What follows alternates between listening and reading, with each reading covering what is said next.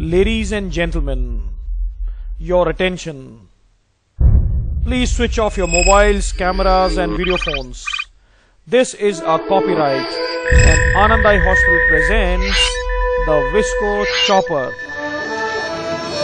28-10-2012. A passion for perfection.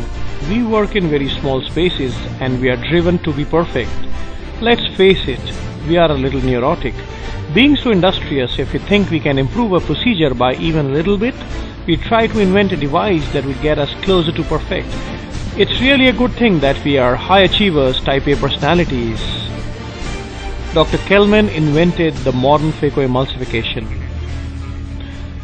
Corneas de Bincost, the intraocular lenses. Louis Skip Nickamen has been a pioneer in IOL insertion devices. Roger Steinert handheld products. George Beerwald invented the Beerwald aqueous shunt. Dr. Sinsky developed the Sinsky hooks. Robert Sioni, Dr. Sioni's rings. And Iqbal Ahmed, the capsular tension segments or the Moshe's rings. There has been a drift, a progress in civilization. The ancient man took a leap and improvised his tools, and the technology gradually drifted, and this became a modern man.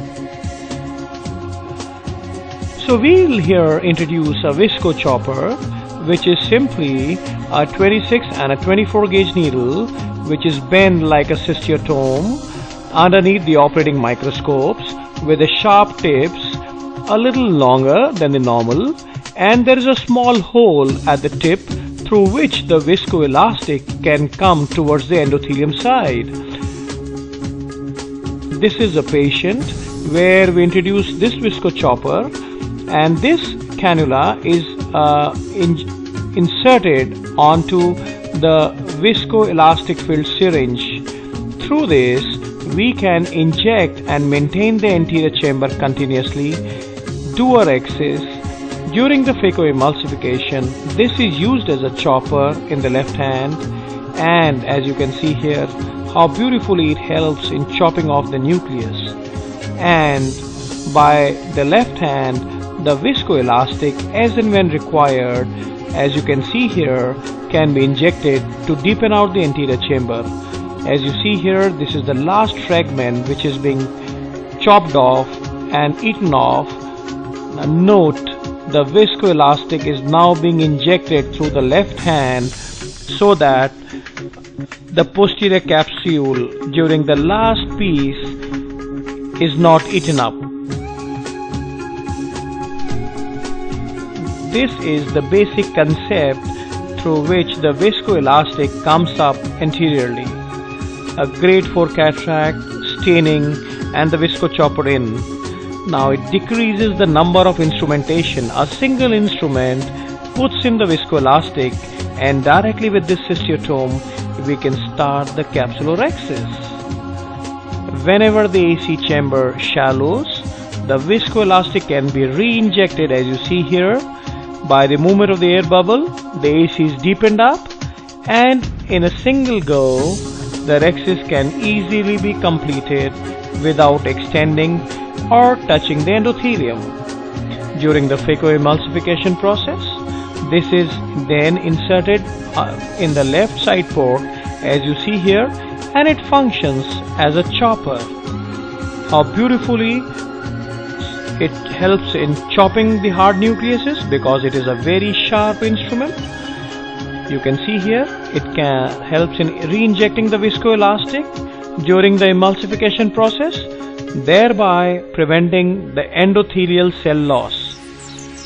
The viscoelastic is being re-injected when we are eating the last fragment and preventing the posterior capsule from coming in contact. A white cataract being chopped off, slightly eccentric chopping, nevertheless completely chopping. Another cataract, and the viscoelastic is being repeatedly injected to prevent the endothelial cell damage in grade 4 cataracts. How beautiful the cornea! So why Visco chopper? It gives you a continuous round capsular rhexis. It prevents the rhexis runaway, so there are no Argentinian flags.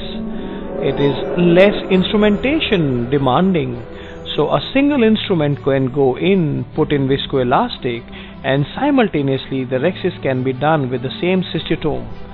So it respects the wound because of avoiding re-entry of instruments. The sharp edges are adjustable, the chopping length is adjustable, and it combines the advantages of mechanical pre-choppers and blade cutting effects. It also prevents the endothelial cell loss by repeatedly replacing the viscoelastic in the interior chamber. It gives you the cushion effect of an OVD. Less phaco energy is used because of chopping, and there are hardly any wound burns, which is an indirect effect. So we carried a study and it showed day 1 cornea clarity in almost all patients, the visual acuity post-op day 1, and the wound characteristics day 1 were excellent in all patients when compared with regular phacoemulsification procedures. The endothelial cell loss vis-a-vis routine phaco and phaco with visco chopper showed very little endothelial cell loss. So why not visco chopper? The further research that is towards in this end might be the sleeves for the visco choppers and an all-in-one viscoelastic insertion device with chopper and a lens dialer and a manipulator, along with an iris expander and a posterior polar hydrodelination cannula along with rhexis. So this gives an all-in-one single instrument. All copyrights reserved, patent pending, and US FDA would be applied for this visco chopper. Thank you.